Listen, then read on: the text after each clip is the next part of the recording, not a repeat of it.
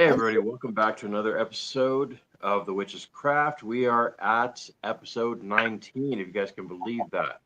Hard to believe. So it is hard to believe. We've already gone through 19 weeks of this, 19 episodes, and we just keep on going. So Yep. um, I am Hello. joined one more time by Hello. our wonderful token Baba Yaga type, formerly known as our Garage Goblin. And also Gwen. Gwen was just telling us that she just finished up with the psychic fair. How did that go? It went really, really well. It's kind of it's at a pretty good place where everybody sort of does okay, and I think everybody comes out happy. So it always makes me happy. And we had this time we had kind of a special guest kind of hanging out at the counter, and that was Guy Coggins, who invented the Coggins camera, which you all know as an Aura camera, but if you look at it, it is literally called a Coggins camera. And so what Guy has been working on is a little crystal programming device that kind of tunes something to your aura, kind of shoots it up with lasers. Anyway, it's fascinating. It definitely has some tweaks that are needed, but we got to play with it for the day, and it's a prototype. And we had a previous rendition of the prototype in for just a couple of days. Well, about no, actually about a month, a few maybe 6 months ago. So this is rendition number 2, and it's getting fancier every time I see it. So we'll see what happens. Might wind up with a copy of that in my store. Wouldn't that be cool? Awesome. Yeah, that would be pretty amazing. So, It is. It is. So um, all right. Well, we've also got some other stuff going on, but really wanted to touch on what's going to be happening with the next few weeks, with the next few episodes. yep. This is going to be part of a um 3 chapter arc. So hmm I wanted to talk about something that is pretty prevalent these days, and that is how we as witches are presented in culture, how we have been presented in culture, how we've been misrepresented. Um, so I wanted to go with something that was going to be a little lighter. Um, and so part one for tonight is going to be um, witches across literature. So I mean that's basically how we've kind of kept our ways and our um, our culture going, by the written word, but also that's how stories have been passed on, and that's how the tradition keeps going. Mhm. Um, so I wanted to cover that for tonight. Next week is going to be pretty interesting in that I don't think I've ever seen anything, um, at least not recorded in a stream or a podcast or anything, talking about witchcraft in music. So Oh, you've got you've got so many different artists, throughout time, and of course some periods more it's more prevalent than others. But you've got lyrics, you've got subliminal messages, you've got groups that were uh, openly pagan, you've got groups that were openly satanic, the ones that were actually putting the stuff into lyrics, but people couldn't quite pick up on it right away. Then you have the other ones that were underground, that were just absolute flat out, this is who we are. So, mhm. um, so we wanted to touch on that, and um, how it continues in music, and who are our pagan brethren, and our chosen family that's actually still creating music for us. Mhm. And I mean, in our circle, we have an amazing group of people that actually do that for us. Yeah, So, there's um, a lot of oh, there's probably if you think about it, in creative circles, there's probably a higher number of practitioners yeah, than in other circles. right, right. You know. Um, So that'll be the topic for next week. Next Mhm. week will be the musical one. Um, and then part three will be uh, kind of a continuation of this tonight's, but rather than working in literature, we're going to look at how witchcraft has been portrayed on screen. So movies, TV shows, musicals, all of that, and across different genres, because you have different genres in film that still involves some kind of witchcraft, whether it's in a comedy, more All the time, always it's in especially horror. this time of year. Yeah, exactly. So that's going to be our three-part um, arc or three-part section. So so today, like I said, um, we wanted to go over what uh, archetypes there are. Like, how are these iconic characters representative of actual magic, and how much of the real um, practice actually gets put into these stories, into these characters.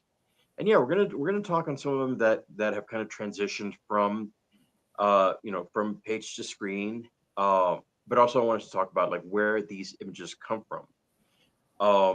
For example, I mean, society tells us what witches are supposed to look like. You see it every Halloween. Okay, everybody's got the pointy hat. There's always the broom. There's always And you uh, got to go to the Wizard of Oz for that.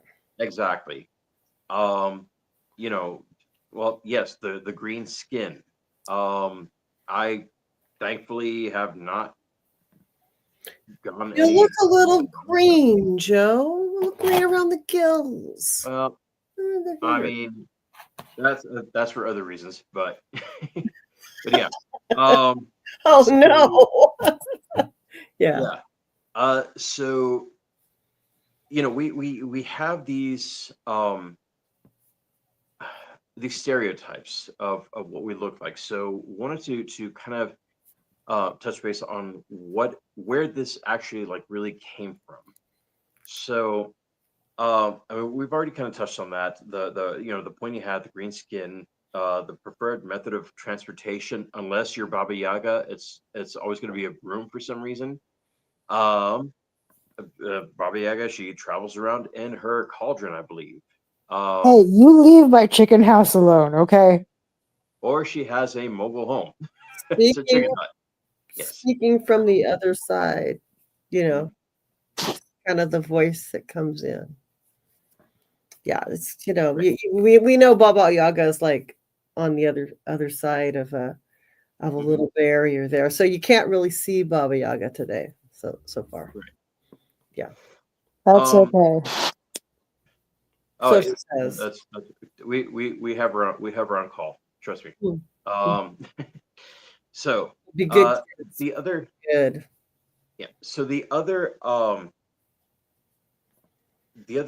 characteristics which you kind of pick up on with the different stories is that the witch is an outsider, I thought it was whether by cheese. choice, I thought the whether moon it's was whether it be cheese. by choice or against her wills. She can Mm. be outcast, or I mean, literally at this point in time in our timeline, living out there off the grid in the middle of the woods as this uh you know crone or this like wild man, it's really sounding pretty damn good.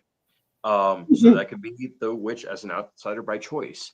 mhm. um so there's always the magical powers, of course. They can fly, we can cast spells, shapeshift, or transform others. Again, a lot of the stuff, really wish we could do that. I mean, God, if wouldn't people that be cool? could fly, uh, there'd be so much less trouble with traffic getting to work. Oh, I don't Which know. would be a horrible thing. I think we just collide up there like very badly behaved birds, which I have seen collide in my living room before. I have seen my birds Uh, do that weird little thing, and then one lands. That's true, They're but not coordinated necessarily. I'd like to think that the rules of flying would be the same as the rules of driving, and that's don't fly drunk, please. Um, Pretty no. sure, yeah, pretty sure that Yeah, that might I mean, you earned your title there, Joe. Tequila Joe. Just I'm pointing just saying. it just That is pointing true. it out. There's going to be lanes, and there is going to be one designated called Vroom on your broom, and you have to have you plus a familiar in order for you to go stay in that lane. Oh, And then capitalism will cash in on that, and it'll become Uber flights. So, yeah. um, Well, that's going to happen. We got Jovi here for that. oh, yeah. So casting spells, yes. Shape shifting, sometimes. I've been accused of being a shapeshifter. I honestly, or a skinwalker, I guess you could say, if you really want to play around with that Okay. that Yeah, category. skinwalkers and shapeshifters are pretty much the same thing on Well, level. eh, There's a lot of crossover lore on that. yeah, exactly. Yeah. Or transforming others. How many have actually tried to transform that orange buffoon over in the White House? I'm I pretty was sure thinking that that. Thinking that. somebody has probably tried. They went for an orangutan, and that it's They came just close. it came close, exactly. So it didn't I'm quite thinking right work. now there's a gypsy curse on him that says thinner Mm, because he's starting to okay, look um so he's starting to look thinner but not very healthy. true. Remember the movie Thinner? That was about a Yes, gypsy witch. Speaking of very pop, good. Yeah.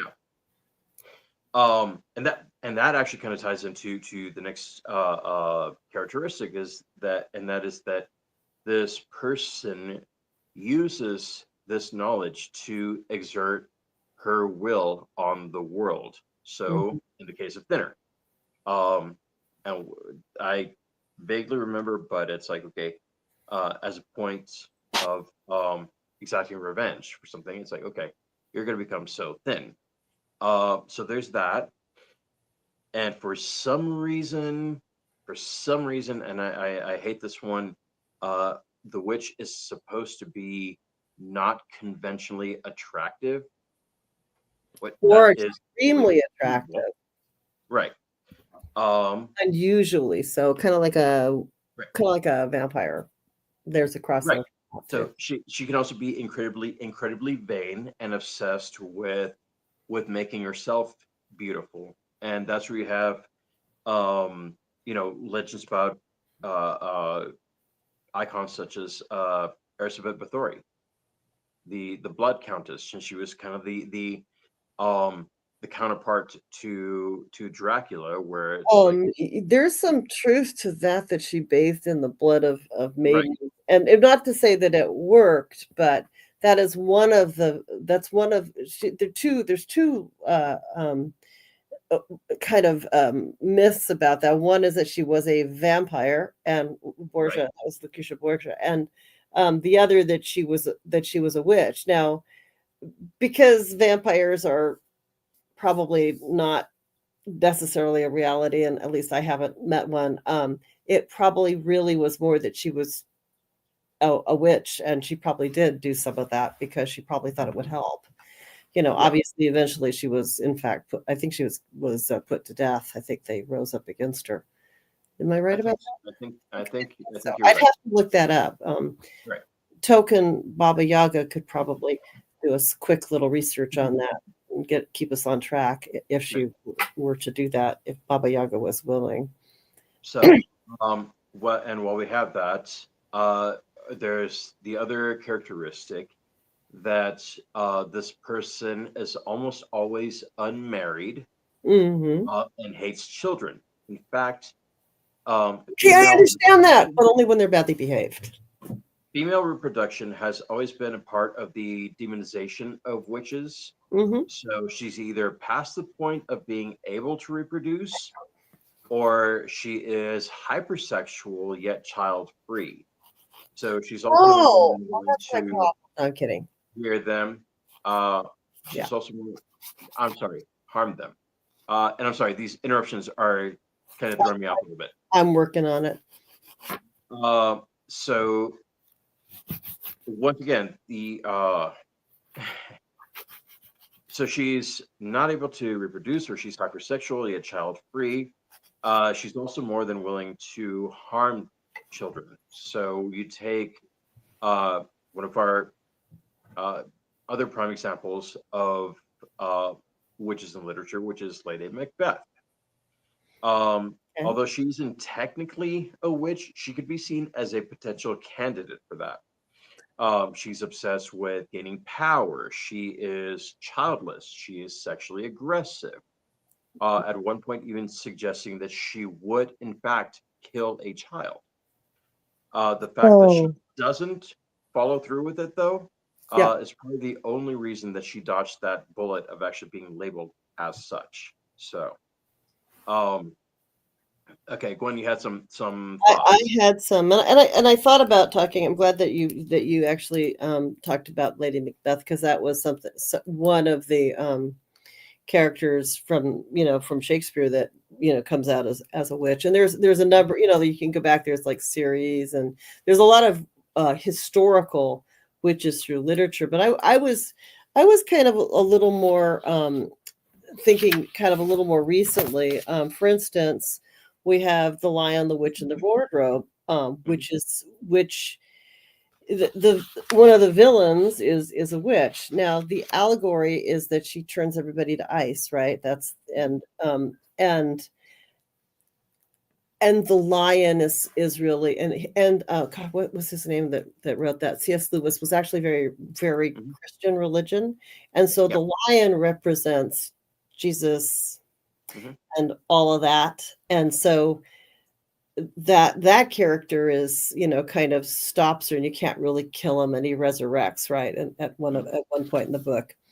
Um, but the story is she's a witch, and she lures children through a closet. So that's kind of your typical, not particularly good witch, Mhm. and she turns people to ice, and she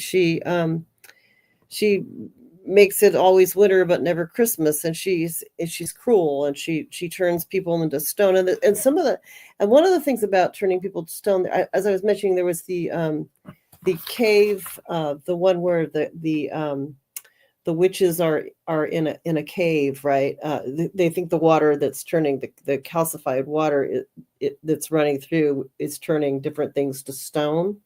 Mhm. They didn't realize it for centuries what the process was really chemical. And so Mhm. there's a little bit of that, that turning her enemies into stone statues, that might be, that little piece might come from that legend, because C.S. Lewis might have known about that legend, because it's a European cave, I believe. Anyway, so she has to, we all of the characters have to overcome this evil. And then another evil witch is, and actually there's a number of evil witches in the Grimm fairy tales. Pick a tale, right?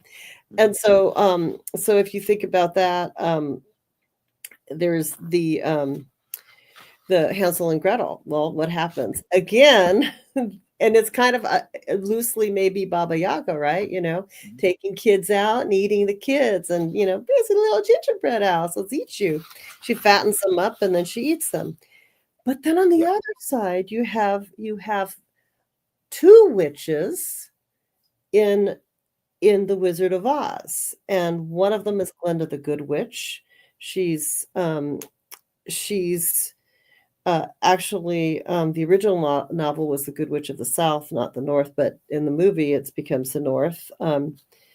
And she's wise and kind, and she's very benevolent. And Mhm. then you have and you have the evil Green Witch that that has goes after the ruby slippers, and eventually those take Dorothy home.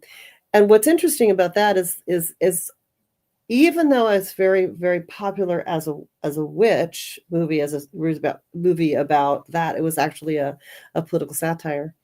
And you forget that it was actually political satire, which is why I picked it, because You don't realize. Shoes were originally silver, meant to go show the silver standard. Yep, the road was paved with gold, and I mean there's a lot of interesting archetypes in it which play through, but it's also very much it's very much a political satire. And one of the things when you go and research it, it literally, the fact that it's political satire, that it was really in that genre, it doesn't come up anymore. But we knew that growing up. I knew that growing up. And here it is, like you research it now and AI doesn't even see it. You know, you go like, oh, come on, bring that up. And it just doesn't.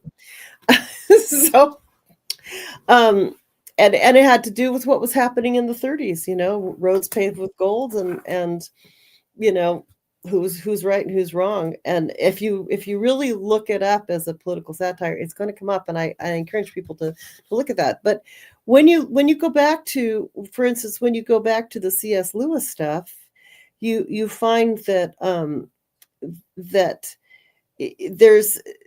there's a lot of control over nature in all of these, where, you know, someone like me could go, you should be an ice statue or a stone statue, where of course, you know, what we really do is we don't do those things. We usually, you know, try to herbal heal people, but there's this stereotype that persists.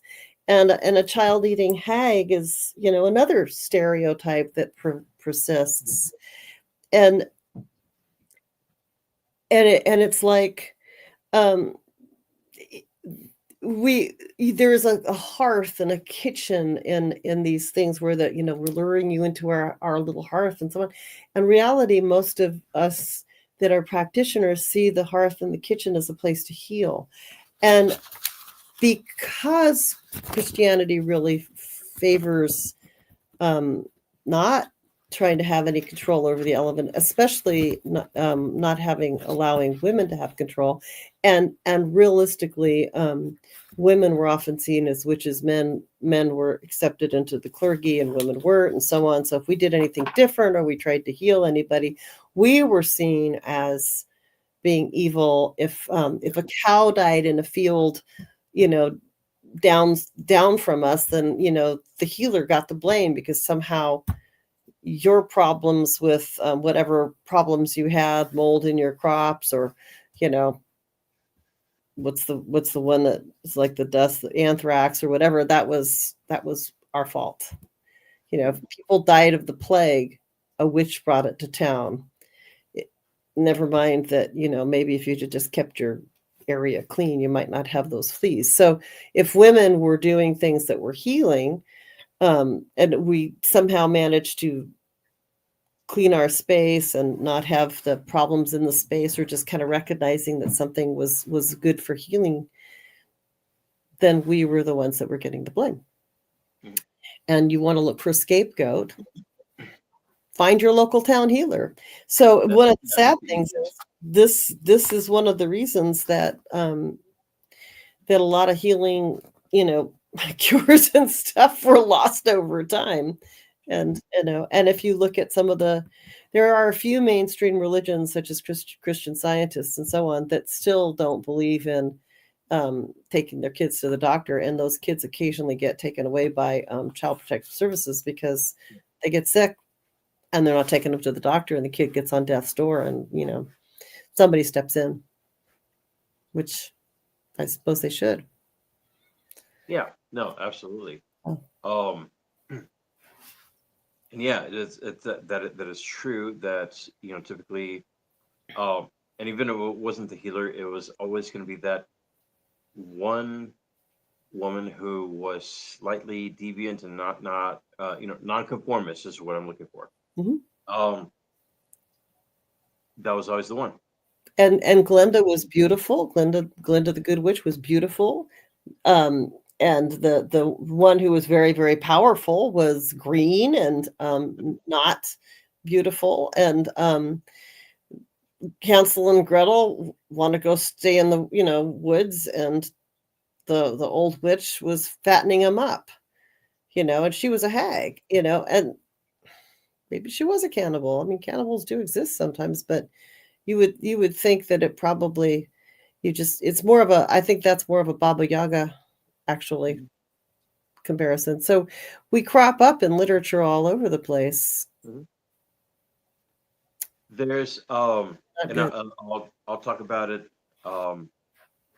2 weeks from now when we do the film section of this. Um, there is an absolutely amazing movie out there. Some of you guys have probably seen it already, but it is called The Witch. So, and that's where you get that icon of the black goat. You got Black Phillip. Um, Oh, I know. It's set back in the 1700s or something in Eastern exactly, US. exactly. I Um, that was actually pretty yeah, good. I liked it. that was actually really good. But Yeah. uh, the point with that is that it's a perfect example of how when things go wrong, generally the head of the family is going to be, well, we're not praying hard enough. We're not, uh, we are meant to suffer. We are meant to go through this, but we are meant to like earn God's bounty and all of this. Hmm. And the poor daughter, who's the one who is um, doing the best as she can, she's the one getting blamed for everything. She's blamed for the disappearance of the youngest. She's Hmm. blamed for uh, the other one's getting sick. Um, really, really amazing film. And didn't she Highly eventually just say, recommend. "The hell with you guys, I'll go off with Black Phillip" or something like that? Isn't that how that What's that? is it? Didn't she eventually just say, "The hell with you guys, I'll do what I want"? Wasn't that kind of the end of it? I can't Um, remember the end. I'll have to see it. then, See it again. well, spoiler alert! Spoiler alert! Yeah. Uh, yeah, it's to the point where it's like she's become so jaded that she decides to go ahead and fall into that. Like, okay, this is what you say that I am. This is what I will become. So, um, but it's a great film, great film. Um, but yeah, it just to touch one more time on the fact that that is exactly what it was like. It's like, okay, you have the one person who's not conforming to what religion says. That person is the one responsible for all of your experiences. Hmm. That's the way that it was. That's the way that it's been written, particularly for us. Um, looking back at the appearance of what this person is supposed to look like. I mean, you had the healers, you had you know, the woman in the woods, and I'm sorry, I have a cough drop right now. So, but anyways, you have the yeah, you have the one in the woods. She probably looked a little different than your average woman in society. Um, and then you have the iconic hats, uh, which hasn't really been definitely explained, but there are some theories as to where that actually came from. So next time you guys see this, Halloween, yeah, we're in the clearance aisle right now, in the stores. Um, okay, so to paraphrase Mark Twain, which I have a lot of beef with, but that's a whole other discussion. Um, the hat makes the witch. That was one of his thoughts, one of his sayings. Now, if we look at the desert of Western China, we find the witches of Subeshi. These were well preserved mummies that were discovered dating to about 4,000 years ago. Um, and these ancients were preserved with black belt conical hats, thought to have been used in relation to falconry, as one mummy was also found wearing a thick leather glove on one hand, perhaps to land a bird of prey. So now, here, even in this, you kind of have two little characteristics. You have the person wearing the hat, and you also have the person with that same person with a familiar. So, Mm. um, but the origins of the hats in connection with witchcraft are actually difficult to pinpoint. So, you have medieval depictions of witches, uh, and they often, they're nude or they're bareheaded or they have the long hair, mingling with like flames and smoke. Um, and then you have like woodcuts from the 1600s that occasionally outfitted spellcasters in common bonnets. Um, and it wasn't until the 1710s and 20s that in children's books in England, um, you had the first illustrations of supernatural tales with crones in peaked hats. Um, so you also had the tall golden conical hats embellished with star and moon symbols that were worn by priests in the Bronze Age to denote their special ability to read the stars. These early astronomers were thought to have magic powers and divinatory abilities, as they would use their skills to predict the weather. Um, and later on, that conical hat would change from a headpiece of honor to one of shame. But before I get into that, if you guys are not able to imagine what I'm talking about, I got the best example for you. Fantasia, the most iconic image of that, Mickey Mouse wearing that conical hat with the stars and the moon. That is exactly what we're talking about. So that is where this comes from. Um, or rather, that is why he's wearing it, because he is the sorcerer's apprentice. The sorcerer is the man who can do all of these things. This is an image of the priest in the Bronze Age. So that's what they were talking about. Now, at the point where it becomes something that's a symbol of honor to a symbol of uh, anything less than savory, is when it becomes something that's forced upon those who actually broke the law. They committed heresy or had religious beliefs and practices that went against the prevailing doctrine of the time.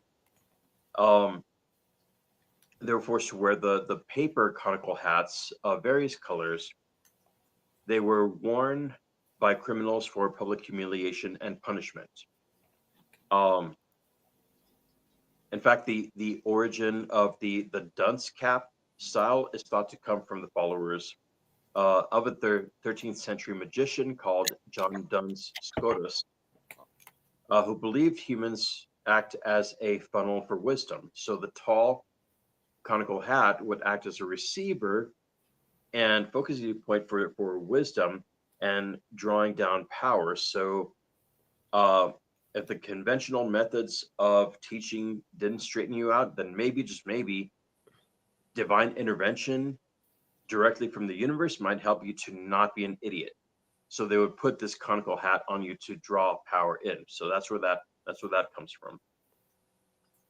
Um, and uh, there's quite a few other ideas as to where this came from.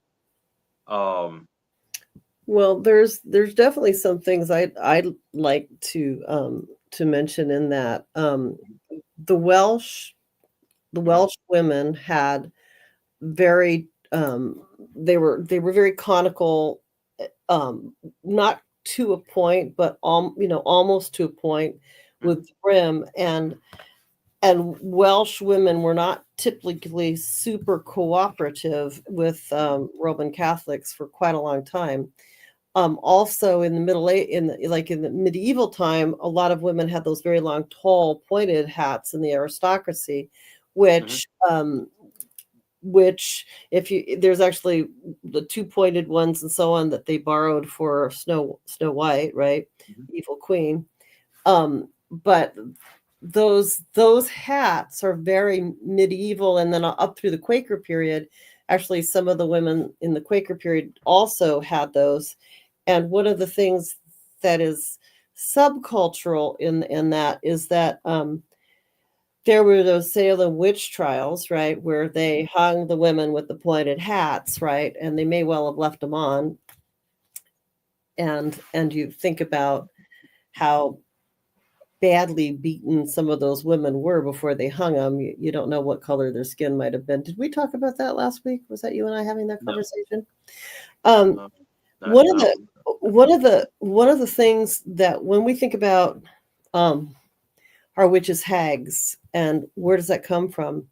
When they would do witch trials, before the women would admit to, to being a witch, which of course they were probably not, especially not then, they would often torture them. They would leave them to rot in whatever cell they had, and torture them and do awful things and beat them, break their noses. Things would crawl on them, and they would be in these horrific conditions while they were going through the witch trial, which eventually ended up almost always in some form of fatal punishment. Uh, you know, and the men that they took out, they stoned them, right? And one of the things that they did is like put stones on them until they died, to see, how long it would take them to die, I guess, yeah, but South Korea, I these believe this time was. Yeah. yeah, they would beat them, or they would float a witch, and of course, in all that clothing, they didn't learn how to swim back then. They would drown and say, "Well, she's innocent. She drowned." If they knew how to swim, they torture her some more. You know. So basically, you would be coming out. You'd be black and blue. You might have gangrene already setting in from some of the torture you had. So that green skin thing, you know, that's kind of a holdover, probably from people having gangrene and being tortured, and black and blue and all kinds of different swollen colors. And the hats are very likely in our pop culture, partly because a lot of the Puritans hung their fellow women. And those hats are Welsh hats. They're also, as you said, the Chinese hats too. Various Mhm. different cultures had them. So, they kind of morph, as we say, like these different things kind of blend together into pop culture, and you borrow a little bit here and there, and they all kind of blend, and eventually you have this iconic thing that becomes what we think is related to this. I personally like my witch's hat. Yeah, I mean, it's not gonna lie, I've wanted to get one for myself, so it's like, yeah, it's there. But and it's funny because like the next point is how it actually went from being that negative icon to like actually being popular. Hmm. And you did mention the Quakers. Um, it was actually around that time and a little bit later. You know, there was that prejudice against the Quakers because I mean they were a little more radical. They actually were all about you know female equality. So, oh no, of course not. How are we going to have that? No. So, I mean, there was prejudice against them, and especially the women, and that was again widespread in England And and the Puritans had the those. Puritans. Exactly. I'm saying when I'm Um, saying Quakers, I meant to say Puritans. The well, Puritans are the ones that did the hanging. So sorry about that. um, Sorry about that, Quakers. yeah, Quakers did some of it, though. I think uh, I not anymore. They're really not. They're good. yeah, no. Um, I want to say that I actually think I meant the Puritans, but the well, Puritans no. had it too. So Yeah, yeah. The Puritans actually had their hat as well. Um, but their backlash against the community was cresting in the mid 18th century, and at around that time, that figure of the cone-headed spellweaver began to insinuate herself into what would become American folklore. Then you had so you had the witches in the peaked hats, and they started to appear actually on postcards from the American colonies. Um, and that's around the time that you have these new icons that have kind of sort of been forgotten over time. But you have legendary figures like Mother Goose Hmm. and La Befana, who's an Italian mother deranged by the death of her infant, said to fly through the night air, delivering gifts to children. So even though she's, yeah, she's deranged by the death of her infant. Also another category that unfortunately women are slapped with. It's like, okay, oh, she must be deranged for some reason, so oh, she must be a witch. Blah blah blah. Absolutely hate that. But anyways, you have this character who's this Italian mother. She's said to fly through the air, but instead of harming children, she's actually bringing them gifts. Hmm. Um, but she also acquired that pointy hat. And then, yeah, going back to the witch trials, witnesses reported seeing the devil, a large black man with a high-crowned hat. Later, Victorian era storybooks, they further developed the theme. So over time, um, as a Quaker, well, the Quakers had their hats as well. Everybody had their unique hats at the time. Those grew out of style, but they somehow remained associated with witches. So actually, the first one that we see depicted in her famous pointy hat is from a woodcut that's dated to around 1720, um, long after the Quaker hats were already gone. So, and that was the point where it was an era when the witch hunts and superstitions were beginning to fade. The Enlightenment was right around the corner, and mass media depictions of the witch were becoming more fantastical rather than warnings of a real threat. So that is when we became, um, well, to quote Tolkien, legend became myth. So we kind of stepped into the mythical side, and from here on out, the English vision of a witch spread and gained traction. And as all cultural images do, this version of the witch spread. In literature, the conical hat continued to mark deceivers, tricksters, and mischief makers, including heretics, ogres, dwarves, all of that. Um, but there's one more theory that we didn't touch on. I personally like this one. It concerns the persecution and discrimination against female independence. I don't like that part, but it is the British alewives. These were ladies who produced craft beer, which Oh they yeah, sold themselves. They yeah. sold themselves. They sold the beer on the street corners. They wore the high pointed hat, perhaps to attract attention and make their sales point recognizable. And the men who were in control of the beer trade, but unfortunately not in control of their fragile male ego, um, they began to accuse these women of adulterating beer with herbs or diluting it. Which, yeah, of course, you have to make the beer. Um, you have to put something in it. So, the barley and hops. So, but they were accused of adding extra things to it, diluting it with other magical liquids. Hence, the alewives' hats became associated with witchcraft. So, Well, we um, just wanted you to feel good, you know? yeah. So, I mean, A little and beer. so, so even though like a lot of us like don't actually wear the stereotypical hats, we don't put on flowing garments either, although certain rituals are associated with like color coded robes. Still that hat holds special significance for some Wiccans who see it as a visual representation of the cone of power that they draw on for their spells. So, moving on from the hat though, it's uh I do want to touch a little bit on the green skin one more time.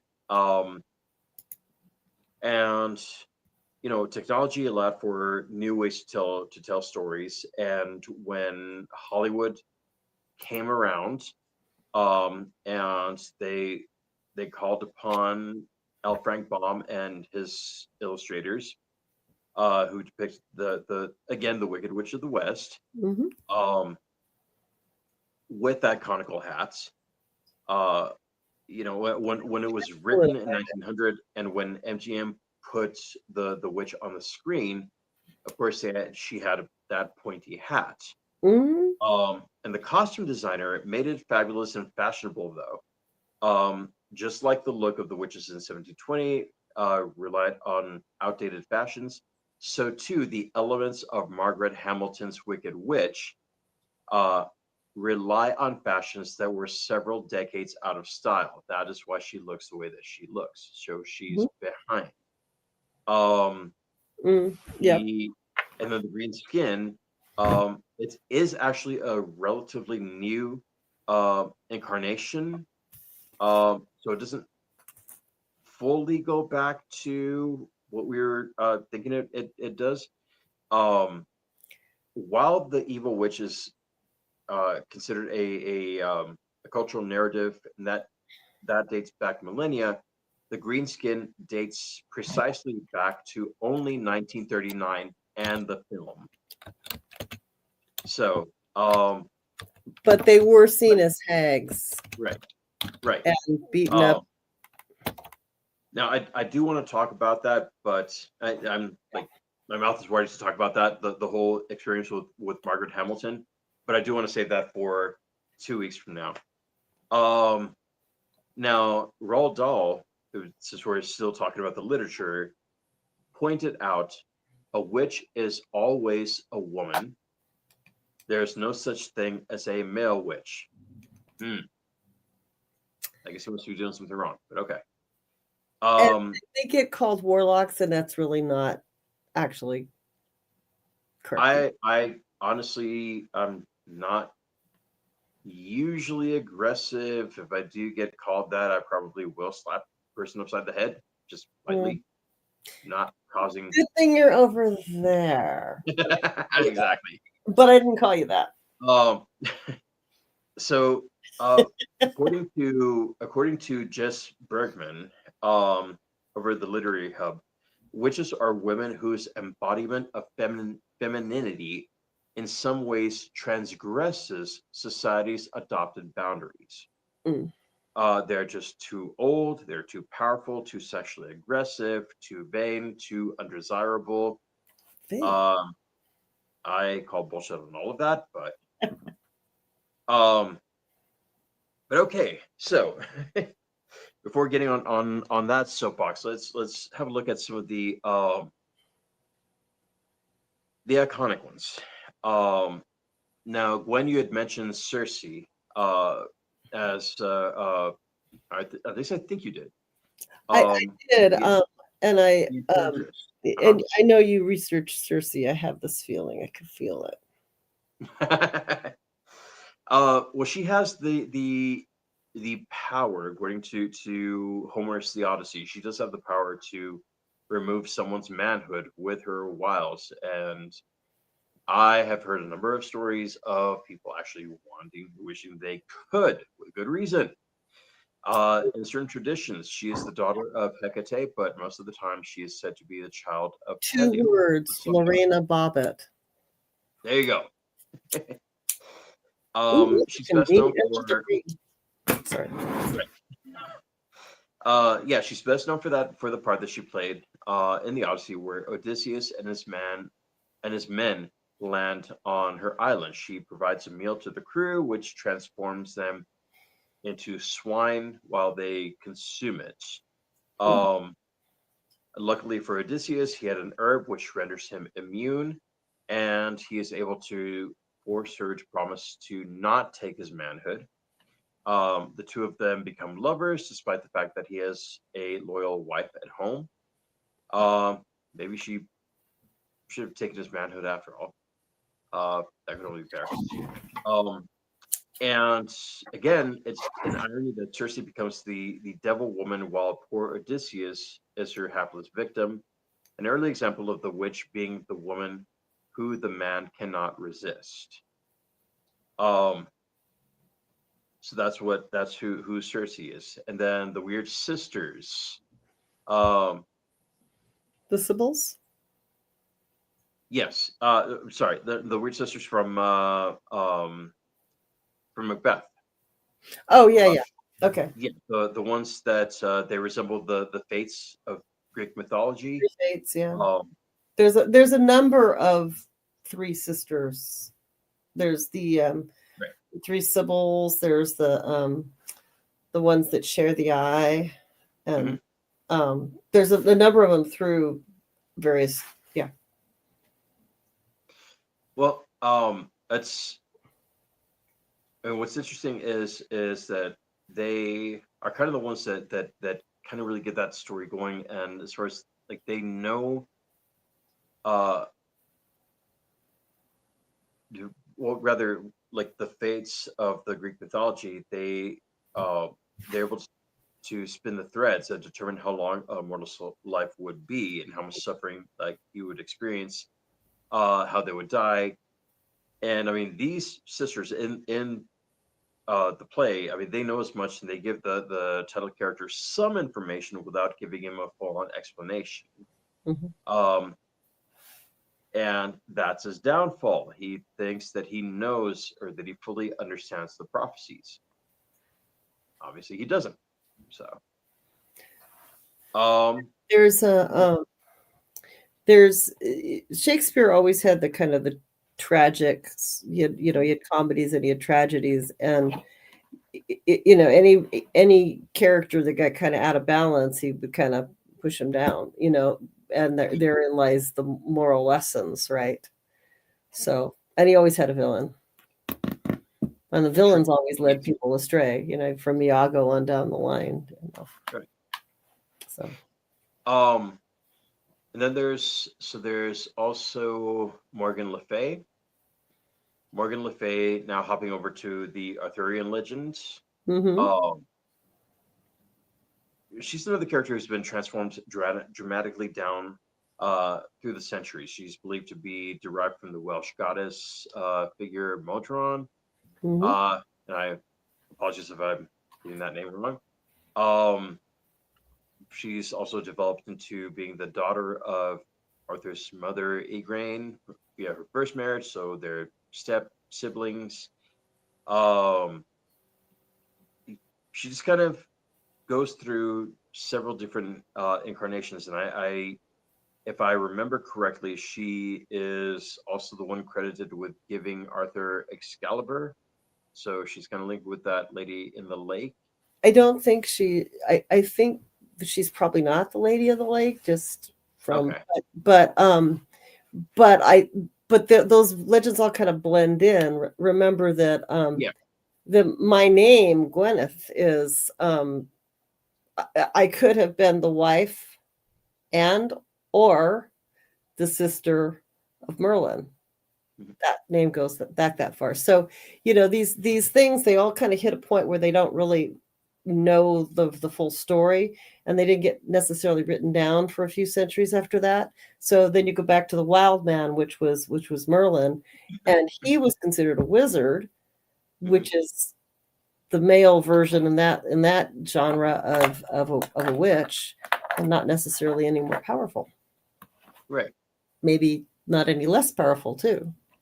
Although, well, I don't. What kind of bothers me about that, about the suspicion of male involvement in in the craft, is the fact that if you look at it, pretty much across the board, you have Merlin, you have even the wizards in the Lord of the Rings. It's like every time that you have a woman with these powers, she's always considered the evil one. When you have the man with the powers, he's always considered part of the line of heroes. That has never ever jived with me at all. Of Uh, course, in the Hobbit series, there was the other wizard that was bad, and there were a number of very powerful fairies and elves that were very magical, that were women, that also lent their magic to the good side. So, of all the sort of stories that we have going now, that one's one of the more balanced ones, even though the heroes are all the little. That the- that is true. there's some balance in that. So That is true because they do kind of they do always bend to the advice of Galadriel. mhm. They actually do, even though they are on some level their peers. Like whenever she speaks, it's like okay, she's the one that they're going to listen to. So Although that there is a good bit of testosterone in the hero characters. oh So yeah, I'm gonna yes, say it, even though they're little things, with big feet, they're all boys, they don't take the girls out on that quest, do they? No. Mm-mm. no, yeah, unfortunately not. So um, then you have like the other ones, and I'm not really gonna touch a whole lot on this particular family, but the Mayfair witches. The Yeah, Mayfair I witches haven't watched the most recent one, so go easy there.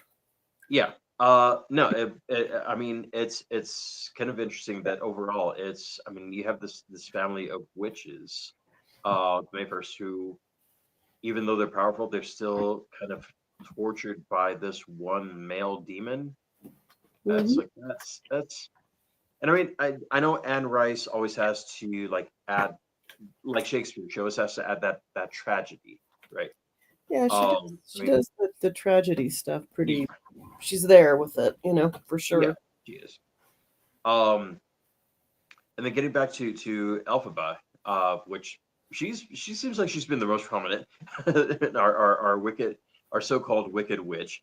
And I say that because I mean I really do want to cover the fact that the story of Wicked really changes things around. It gives us a better understanding of who this supposed wicked witch is.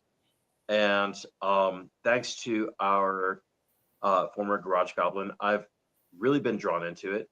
Uh, I just love the fact that she is more than what she was portrayed as. So, but again, we will talk about that when we do the movie side. Um, so I did uh kind of want to go into some of the most uh, mainstream ones, and that is the witches in my realm, which is the comic book ones. Darn it! I thought you Um, were going to go into the Witches of Eastwick. that'll be That'll be 2 weeks from now nice. when we do the movie side. Yes. Yeah. But yeah, I came across that. I'm like, okay, yeah, we got to talk about that. We got to talk about that. You. Um, Practical Magic, Bewitched. Be with. Um, what's that other movie? Book Bell and I can't remember the Broomsticks. Bed Dobbins Broomsticks would be another one.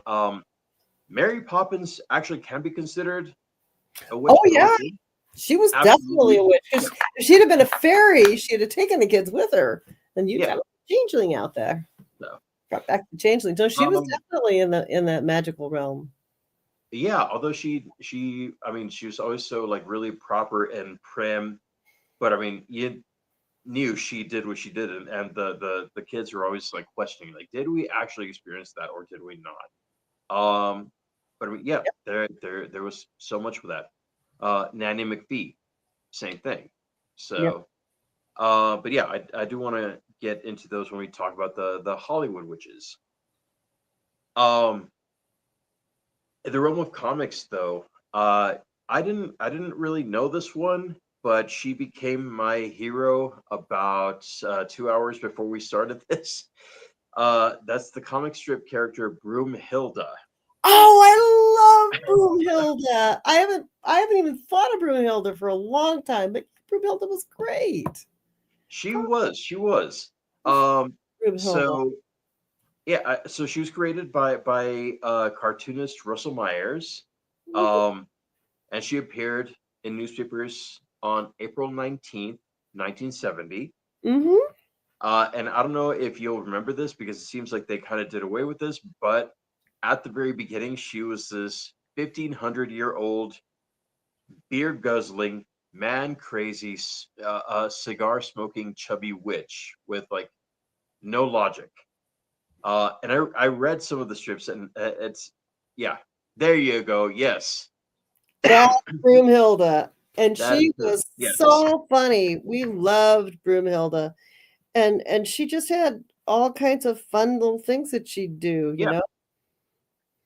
Um, well, that actually, and it just surprised me even more that I hadn't really, This is thought about it as probably the a part of it. most common one that Yes.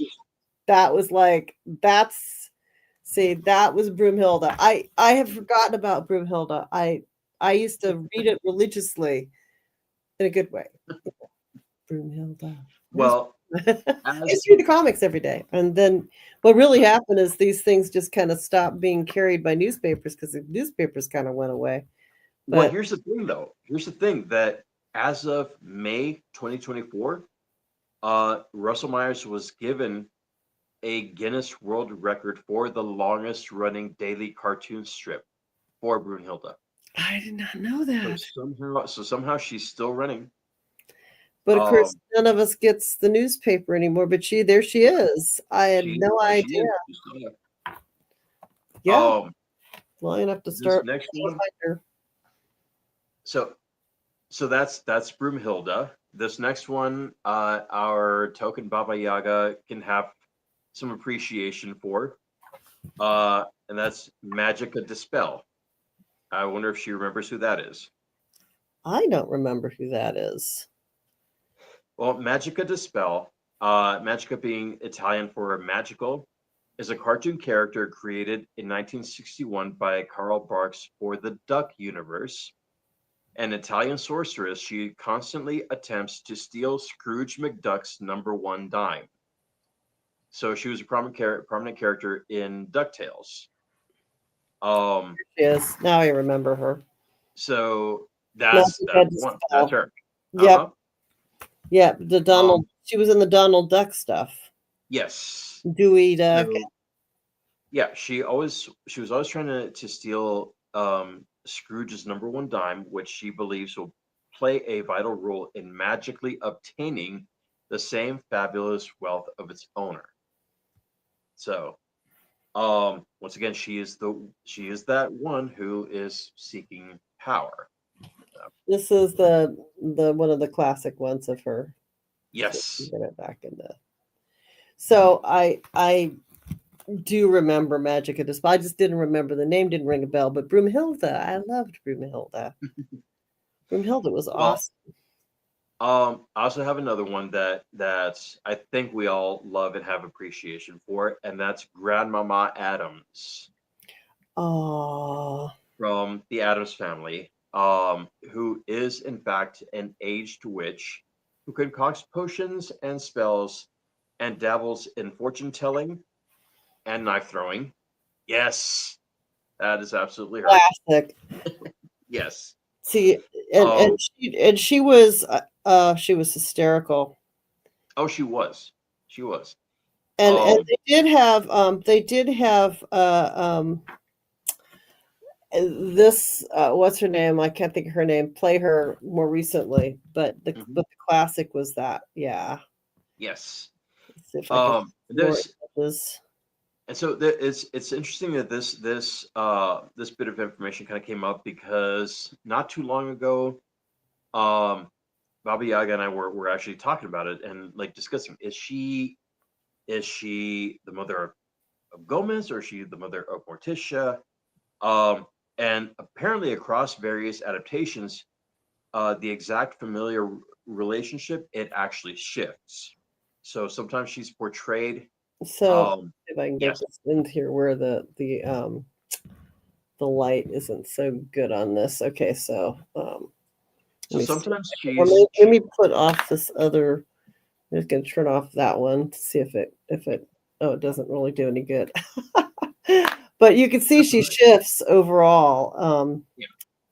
She does. She shifts. And the most So recent one, sometimes, she's very put together, you know. oh yeah, yeah. Sometimes she is portrayed as Gomez's mother, but Hmm. sometimes she is uh, Morticia's mother. So it depends on which variation, which adaptation you're actually reading or following. However, if you follow the origin story of Morticia and her sister Ophelia, their maiden name was Frump. So if Grandmama is of the name Adams, then she has to be the mother of Gomez. So that kind of And Gomez used to be very suave and debonair. The more recent one, he's not as suave and debonair. true, but the more recent one actually has the look and actual kind of character of the original comic That's strips. true. So That's yeah, true. it took me a while to kind of get used to it, but I'm like, oh, okay, that's what they were doing. So Yeah, they went with the original, you know. yeah. Um. Used to, I loved that show also, but yeah, it Oh, was yeah. just fun. Very much fun. Yeah. So looking at the going a little bit nerdier, we have uh DC Comics and Papa Midnight. So if anybody knows the movie Constantine with what's his name, Keanu Reeves, you have Jaimin Hansu's character who portrays one variation of Papa Midnight, and this is one character who actually is more of like a voodoo or hoodoo priest. But he's pretty prominent in that storyline. That's him. There you That go. is Papa Midnight. Yes. It's just easier to pull them up on like a little phony here. But yeah, and he's played this way. This is Jaimin Hansu. Yep. Hmm. yeah, yeah. So and he's sort of a voodoo kind of dude. Exactly. Right. Another Um, way that he's portrayed is like this with a very suave. which Again, honestly, I think that might have been like a better look for the film, but yeah, they did what they did. So they do what they uh, do. over on the, over on the Marvel side, you do have a couple of witches that show up, and these are ones that are kind of bordering between the heroes and the villains. You have one who actually is the first hero, Nico Minoru. She's one of the few Japanese American superhero and team leaders. She's also been described as one of Marvel's most notable and powerful LGBT female heroes. That is her. There we go. Um, and so she's the child of two of the superpowered villains calling themselves the Pride. She's one of the runaways. And in her case, she is the daughter of dark wizards. Now, upon She's got some. finding out, she runs away with a group of friends and later discovers that she's inherited her parents' magical aptitude. She Hmm. is, in fact, a sorceress, like her parents and great grandmother, and can cast nearly any spell imaginable with the staff.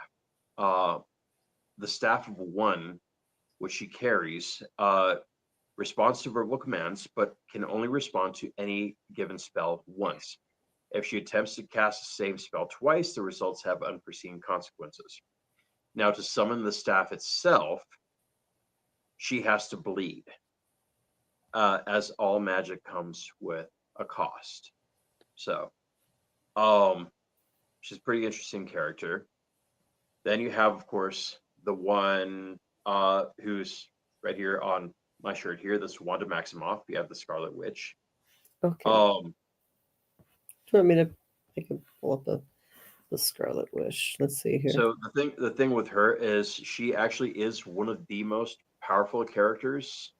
Um, being able to warp reality. She can cast a spell. She can cast energy. Thank you. Yes. Hmm. Energy manipulation, teleportation. I think that's actually her son. Who can do that? Telekinesis, yes. Telepathy, mental manipulation, yes. Flight, healing, um, transmutation, astral projection, clairvoyance, and precognition. So she has, even though she is what's considered to be a This is mutant, another one of her. yes, even though So she is considered a mutant in the storyline, um, what I love about the characteristics in this particular character is that she does have very real um, abilities, or very real uh, rather characteristics that are based on our actual practice. So, um, and then of course we have her son, who basically inherits all of all of her powers, and that's Wiccan. his And name is. lastly, I really want to finish with this one, and that's one that we all know, all three of us, from watching Agatha all along, and that's Agatha Harkness. Okay, this is the Wiccan one, I think. That's the Yep, character. that is him. Mhm. And then the other one is which one? Agatha Harkness. That sounds familiar. I know I've heard it. You have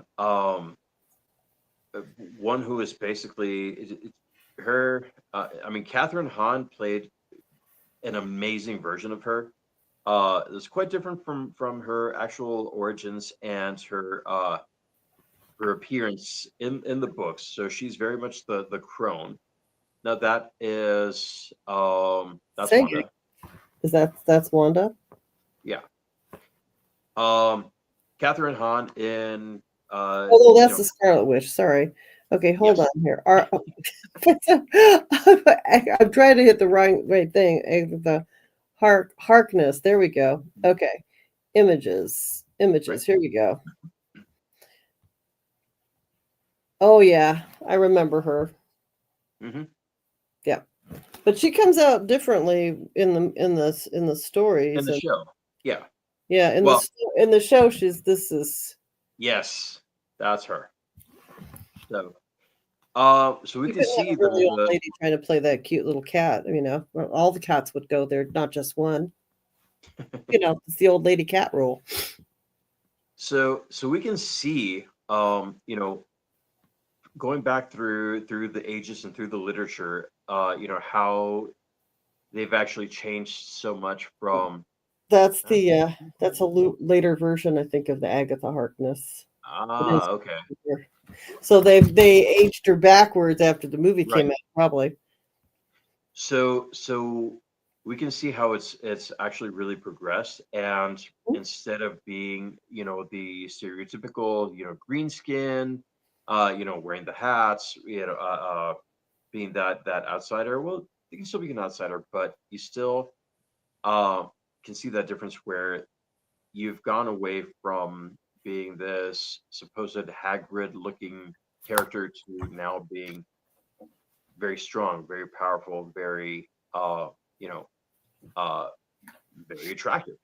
I definitely think that a big portion of the hag image of the hag, and possibly the inspiration for the green skin were probably accounts of what people looked like coming out of those Hmm. trials. And maybe, maybe the green skin, was mostly made popular in and I think there's a lot of truth in that with the Wizard of Oz. Hmm. But for sure the accounts of the hag were very, very, very, very popular before that, because no doubt once you torture somebody, they become a hag. You want to Oh, see a swollen face, there it is. It's kind of try to spend a few weeks inside a dungeon. It isn't pretty. exactly. You're not going to look proper You're not prim. gonna You're not going look to look okay like you have a afterwards. You may never look okay again, in fact. That's if you survive it. so. So torture does that to you. Go figure. Oh yeah. So well, Crooked hopefully this. fingers, you know. Yeah. hopefully this cast hasn't been torturous to anybody. Thanks for sticking with us. We're But gonna that a is couple more things, one more little thing, two more little things, yes, right? yes. So the one of the things that our garage goblin Baba Yaga wanted to talk about was bloodstone, and Yes. Our stone of the week. bloodstone is our stone of the week. I did not pull up a picture. See how it looks like the stone has little spots of stuff in it, kind of orangey. It looks like it's bleeding. So bloodstone is a very good stone for for cleaning your blood. It's a healer. It's got it's supposed to help banish evil. It's supposed to help you with intuition and creativity. And it is something that is supposed to be good for your blood. Now, let's see if I can do this. Let me just see if I can pull up some images off of my website, which is, let's see here. Hold on, if I could do a. What I want to do is I want to do a little tiny screenshot here of my computer screen in the background, because we do have quite a lot of stuff with bloodstone, and let me see if I can pull it up here. I'm going to add it in. Let's see here. Image file. Got to get it out of the downloads. Here it is. Open. Hopefully I pulled up the right one. Ha! I did. Yay. So this, so if you can see this, bloodstone it can have a lot more red to it. If it's a real purpley red and it looks like that, it might in fact be ruby zoisite, which is ruby in zoisite, and it can look quite similar to bloodstone. So that's one thing that we have. We're going to resume a sale on our website. Oopsie, let me get back to the screen. We're going to resume another sale. We'll start it towards the end of the month on the website, but so it'll go back down a little bit, probably 20%. So it should be pretty good. And basically, if you are thinking about using bloodstone, you can put it. It's a nice stone to wear because I think it's a kind of jasper. I think I'm not 100% sure, but I think it is. And you can wear it, anywhere you want. This one of the things that the Crystal Bible recommends is that you can put it in a bowl of water beside the bed to have a restful sleep, or you can tape it over your thymus. So, I mean, there's things you can do with it. And it is supposed to help warding off evil, and it's supposed to be calming. Bloodstone reminds me energetically of Unakite, in that it sort of has that kind of feel to it where it feels very balancing. I like it, and I am almost out of it at the store because it's popular. So we had a little run on our things. So that's bloodstone for you. And if you want to buy it, AvalonVisionsProducts.com. We have some. You're helping small businesses. Or better yet, if you guys are close enough, go down to the store. Come on in. You're going to walk out We with don't have a whole lot left, but I've got one piece on my desk. I may put it up front, and it'll be charged up. Now, there is one other thing I'm thinking about doing, Joe, and I think this will interest you also. Mm-hmm. Is I'm thinking of doing a 5 quick spell series, and doing one night a week at the shop, or one night a month, calling it Magical Thursdays or Magical Fridays or something. It's got to be a day I'm here for a couple hours. I'm kind of thinking about that. So if there's an interest, you watched it all the way through to this point, let me know. Kind of just like a little quick one, like not a long, lengthy one, just like a little quick. Ba-ba-doom, you do it, you light a candle, and this is what you say, and hopefully it works. Nice. I do like that idea. Yeah. I kind of do too. Yeah. So we're thinking about kick that around some, and hopefully we'll have some guest lecturers at some point. Yes, absolutely. So, All right, guys, that'll do it for tonight. Thank you. Next week we hit episode number 20. It's going to be our musical episode, so Gonna be we'll fun. see what we can do. It's going to be awesome. So thank you guys. Be safe out there. Uh, and we will see you guys next week. You got it.